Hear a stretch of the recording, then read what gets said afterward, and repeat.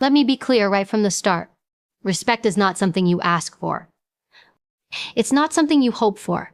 And it sure as hell isn't something you beg for. Respect is earned through the boundaries you enforce, the way you carry yourself, and the values you refuse to compromise on. I'm not here to tell you how to please men. I'm not here to tell you how to make them like you. I'm here to tell you how to make them respect you. And there's a difference. Because when a man respects you, he shows up differently. He speaks differently. He listens differently.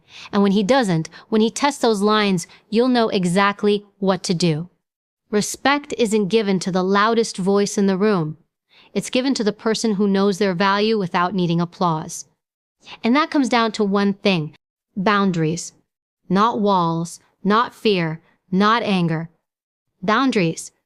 The quiet power of saying, you don't get to treat me that way. The discipline to walk away without warning. The courage to choose solitude over disrespect. And the grace to do it all without ever raising your voice. Today I'm going to share with you 5 boundaries that earn the kind of respect from men that can't be faked or forced. These aren't rules for a relationship. These are rules for yourself.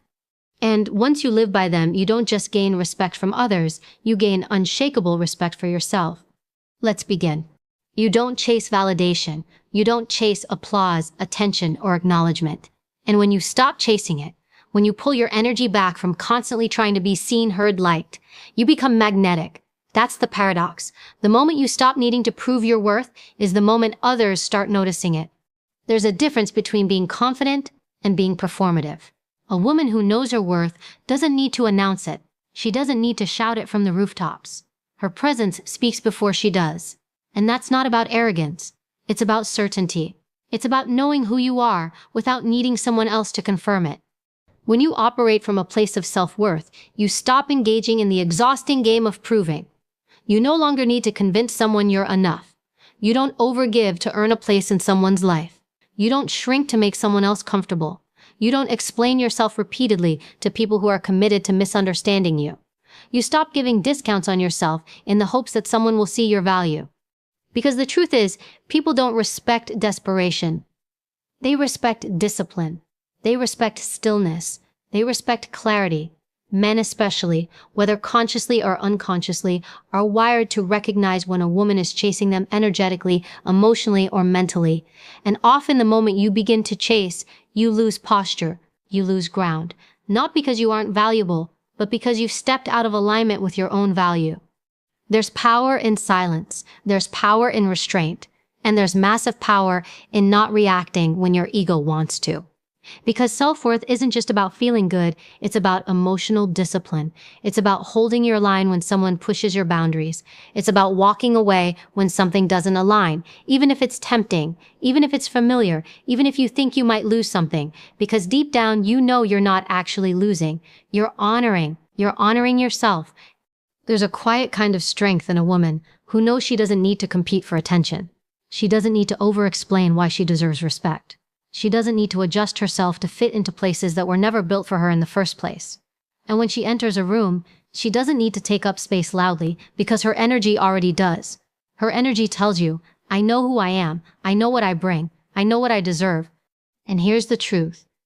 People treat you based on the standards you set for yourself. If you lower the bar to accommodate someone's comfort, you teach them that your worth is flexible, that it's negotiable, that it's conditional. And the moment your worth becomes conditional, it stops being respected. You may think that if you give more, try harder, show them how much you care, they'll finally see you. But chasing love, attention, or respect is often rooted in a wound. A belief that you have to earn what should be given freely. A belief that your value only exists if someone else acknowledges it.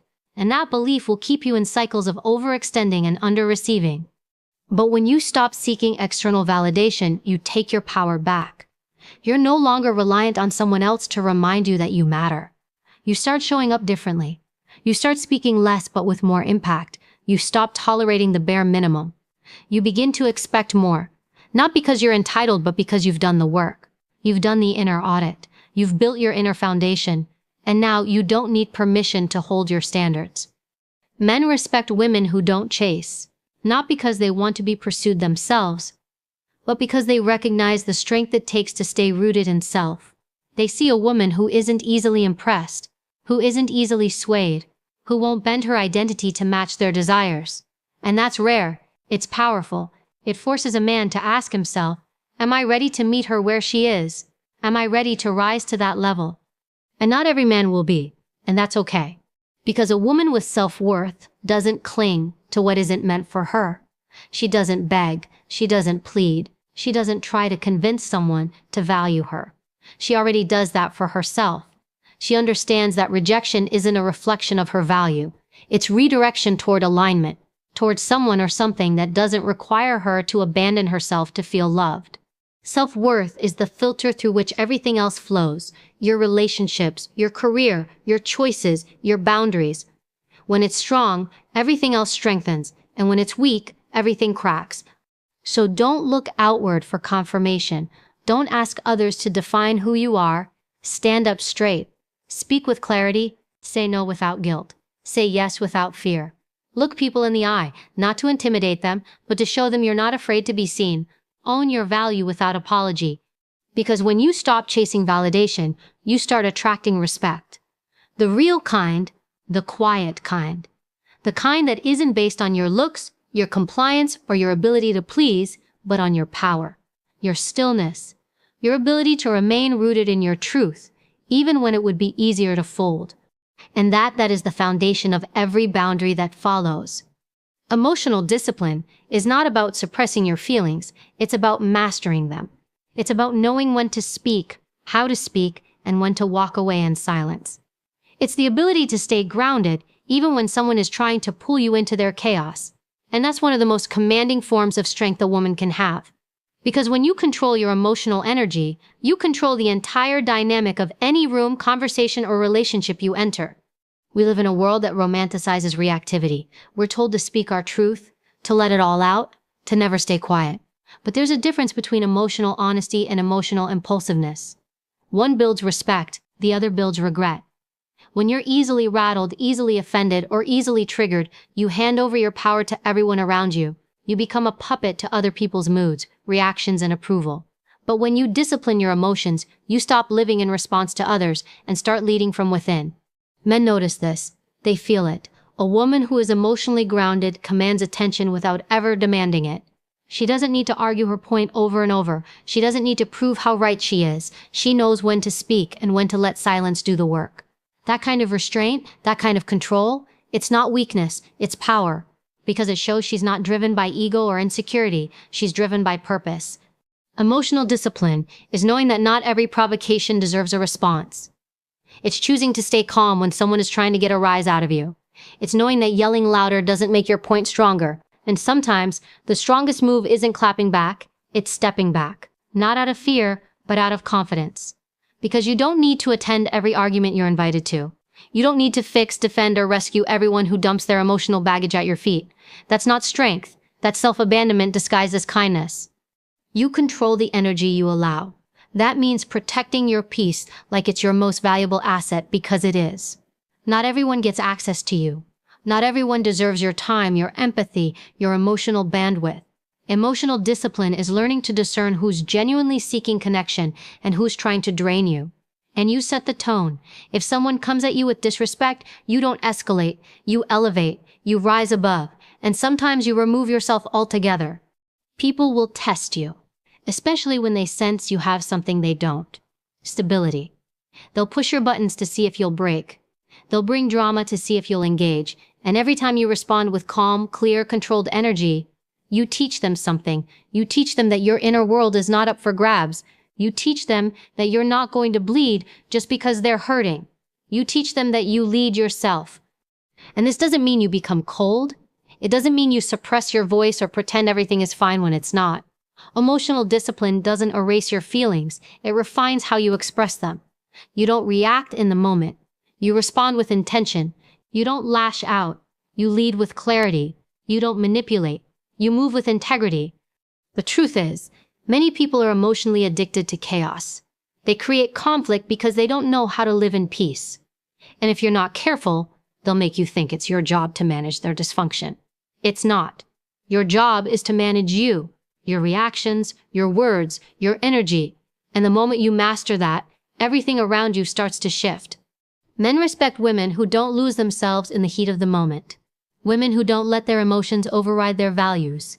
Women who don't need to be loud to be heard, because that kind of emotional strength creates safety.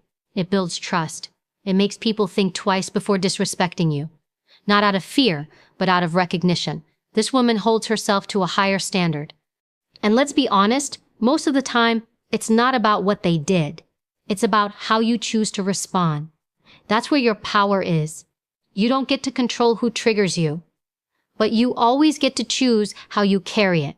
You don't always get to pick the storm, but you can choose whether you stand still or spin with it.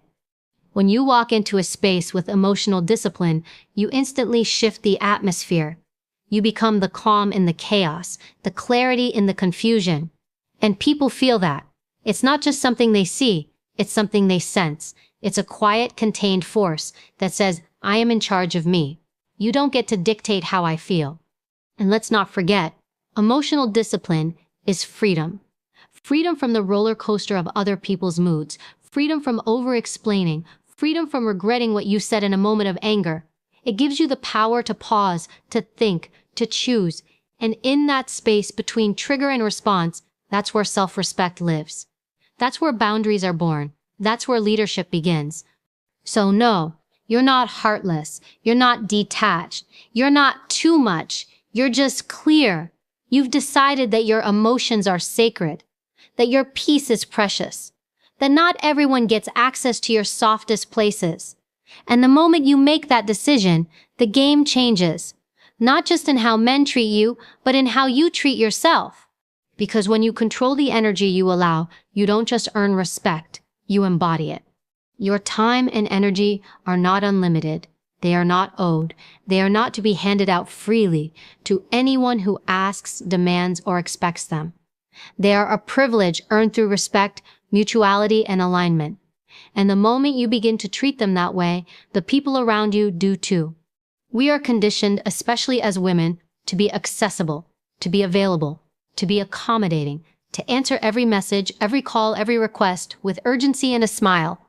We're taught that saying no is selfish, that protecting our space is rude, that putting ourselves first is something we need to explain. But the truth is, people will take as much of you as you are willing to give. And if you keep offering yourself to everyone, you'll end up with nothing left for yourself. Boundaries around your time and energy are not about being harsh. They're about being intentional. They say, I know what matters to me. I know what deserves my focus. And I'm not willing to sacrifice my mental health, peace, or purpose to entertain people who drain me. Because not everyone deserves access to you. Not everyone has earned the right to be close to you. Access is a currency, and when you hand it out for free, it loses its value. Think about how you feel after certain conversations, certain encounters, certain relationships. Do you feel energized, or do you feel depleted? Do you feel supported, or do you feel used? The people you keep close should be people who add to your life, not subtract from it. If someone consistently leaves you feeling exhausted, confused, or unseen, it's a sign. It's not always about cutting them off, but it is about recalibrating how much access they get to you. And this includes people you care about, family, friends, coworkers, even romantic partners. Just because someone loves you or needs you doesn't mean they get to monopolize your energy. Your time is sacred. Your focus is sacred. And when you spend it on the wrong people or the wrong situations, you rob your future of everything you could have been building instead. There's a myth that setting boundaries makes you cold or distant. But boundaries don't push people away. They filter out the ones who were never supposed to be that close.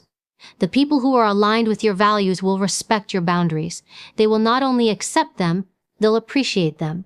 Because boundaries show clarity, they show self-respect.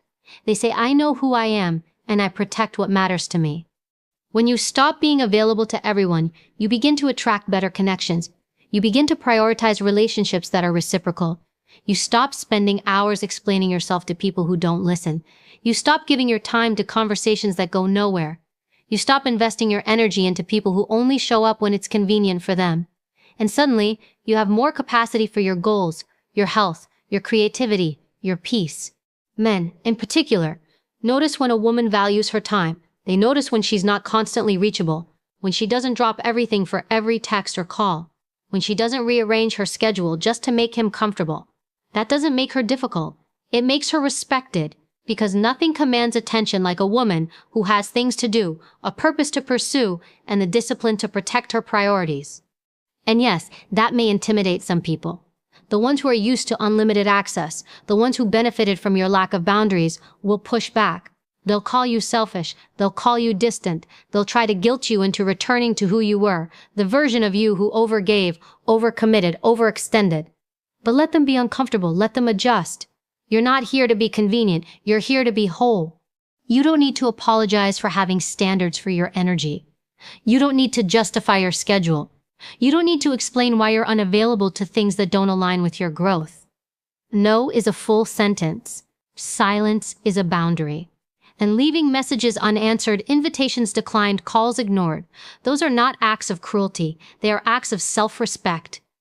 Protecting your energy is how you ensure that you're showing up fully for the things that actually matter.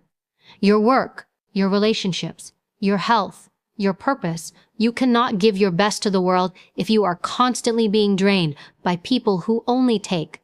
You cannot grow into the woman you're meant to be if you are always shrinking yourself to keep others comfortable. This is not about being busy for the sake of it.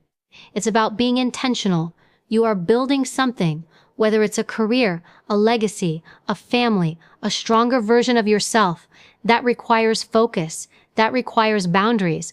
That requires being unavailable for anything that doesn't feed your vision.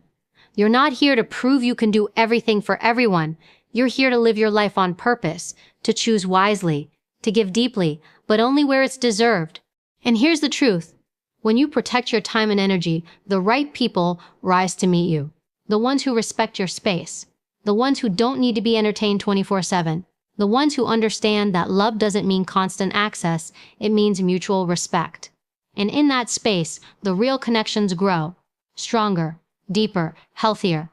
So no, not everyone gets access. That's not cold, it's clarity. That's not rude, it's respect. That's not rejection, it's protection. You are not for everyone, and that's your power. Walking away from disrespect isn't about ego. It's not about punishing someone. It's not even about making a statement. It's about setting a standard and then living by it. Every time you allow disrespect, you teach people how to treat you. And every time you walk away from it, without drama, without explanation, you reinforce the most important message you can ever send. I respect myself more than I fear losing you. Respect isn't a luxury, it's a baseline. It's not something you earn by proving yourself or by performing perfectly. It's the bare minimum of how another person should treat you if they want to be in your life. Yet so many people, especially women, are taught to rationalize disrespect, to overlook the red flags, to accept the crumbs, to give second, third, fourth chances in the name of love, forgiveness, or understanding. But the truth is, disrespect tolerated is disrespect repeated. And the longer you stay in a space where you are being disrespected, the harder it becomes to recognize yourself. Because slowly your standards slip, your voice gets quieter, and your power starts to leak away.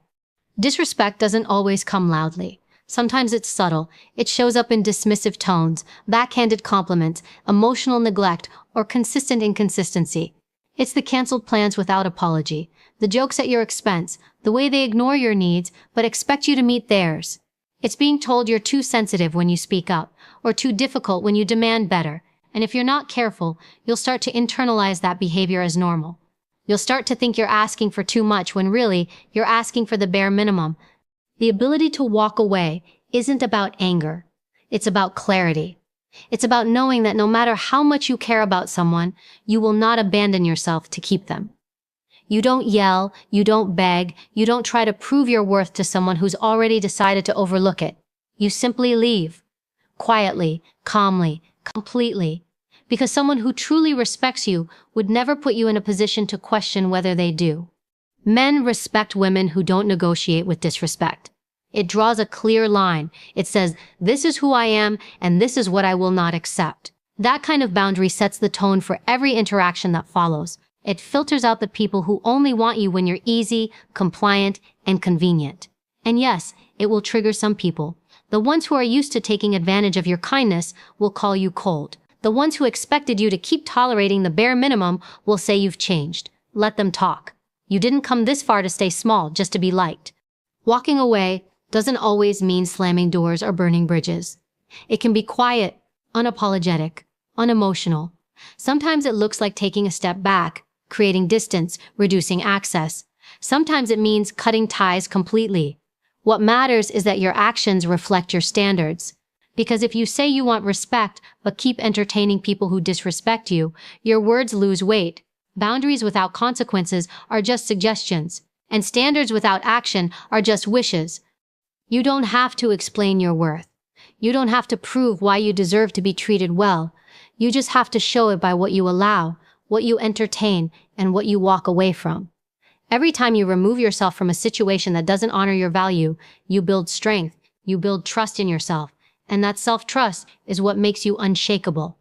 There's something incredibly powerful about a woman who knows when to stop talking and start walking, who no longer tries to make someone see her value, but instead goes where she's valued. That power isn't loud, it's steady. It's composed. It's the kind of energy that says, I'm not afraid to be alone.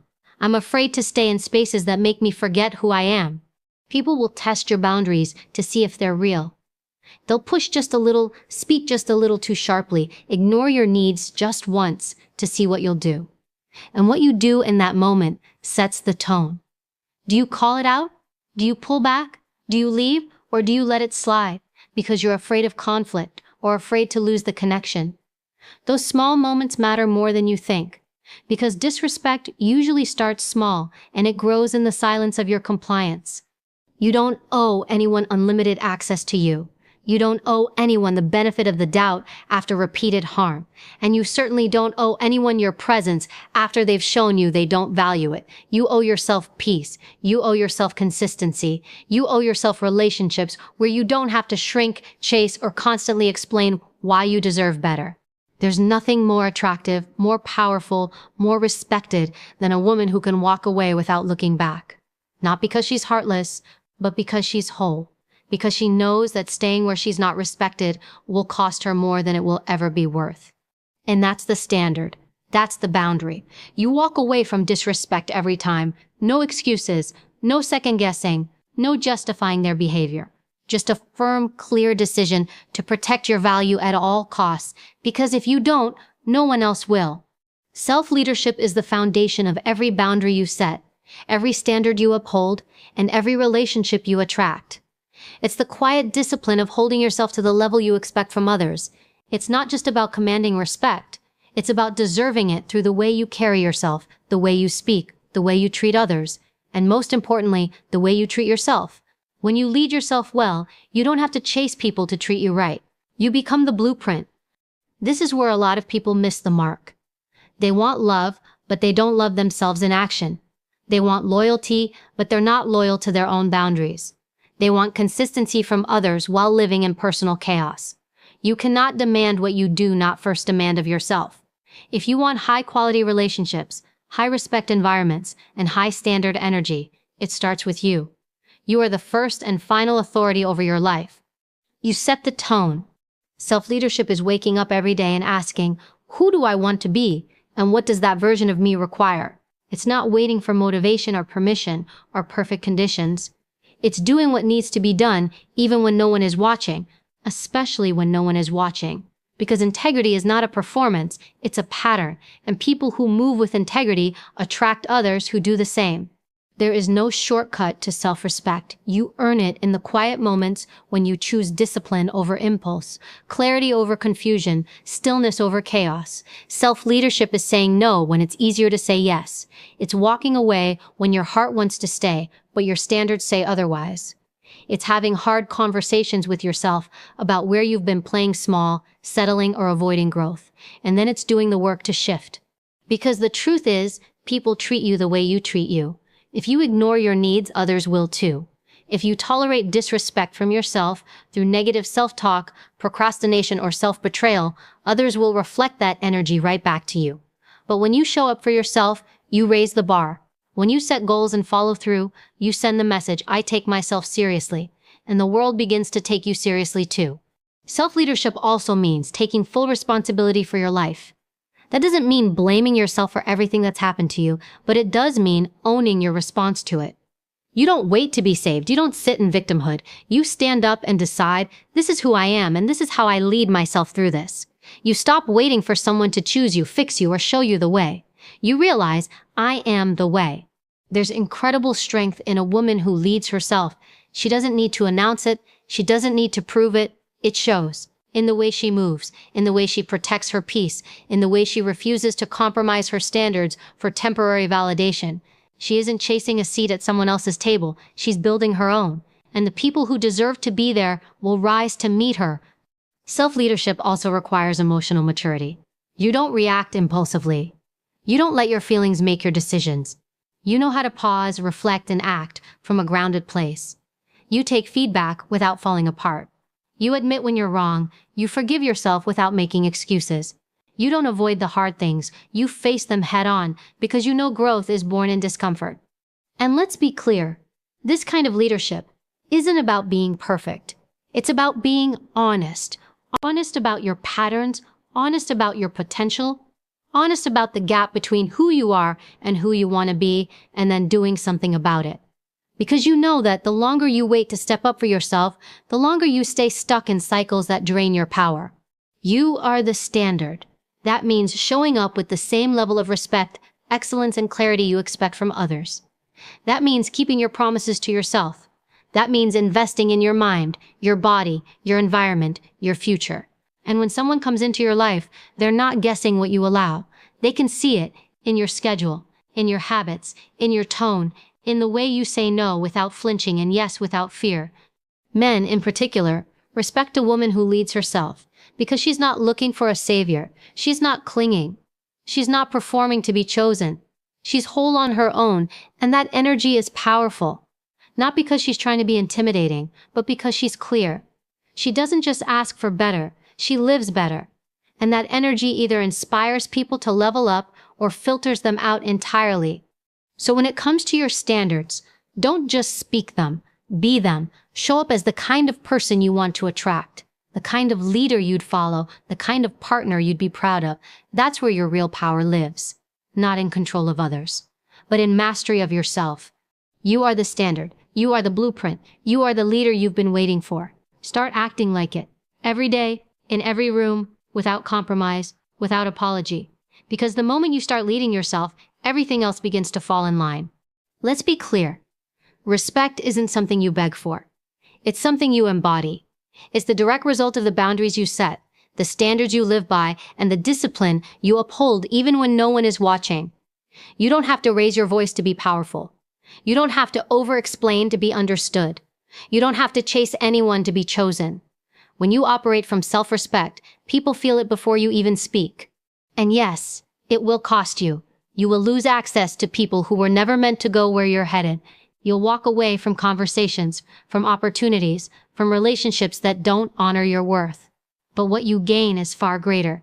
You gain clarity. You gain peace. You gain a life where you are no longer performing for approval, but rooted in your power. Men respect a woman who respects herself. Period. A woman who doesn't just talk boundaries but enforces them. A woman who doesn't seek validation but knows her value. A woman who leads herself, who protects her time, who walks away from disrespect every time without needing to explain why. That energy is unforgettable. It demands respect without asking for it. So here's the truth. You don't rise by demanding more from the world. You rise by demanding more from yourself. You become the standard.